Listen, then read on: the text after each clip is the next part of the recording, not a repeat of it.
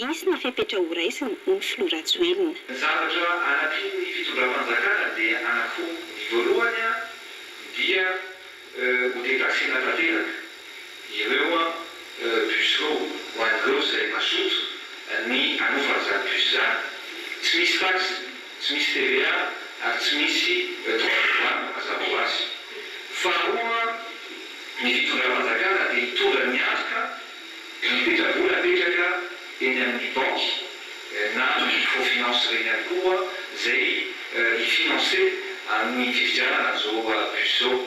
Ny tombony amin'izany zany dia mety ena any amin'ny sasabidy ihany ny vidiny miaraka ny tokony misy ny puceau satria tsy misy an'izany endra maro isan-karazany zany ary mba ho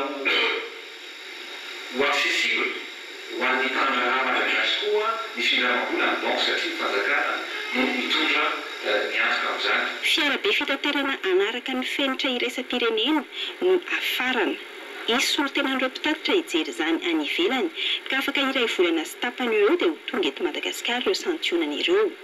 Mbola ny fitaterana andrenivohitra no anaovana ny andrana. Ho an'ny zotra nasionaly kosa dia ny fanamboarana toby fiantsonana goavana no ho tanterahina ato ato. Etsakila amin'izay dia nanambara ireo solotenan'ny mpitatitra andrenivohitra fa efa miezaka ny manara-maso ny fampanarahan-dalàna ireo fiara, ny mpamily sy ny mpanampy azy izy ireo.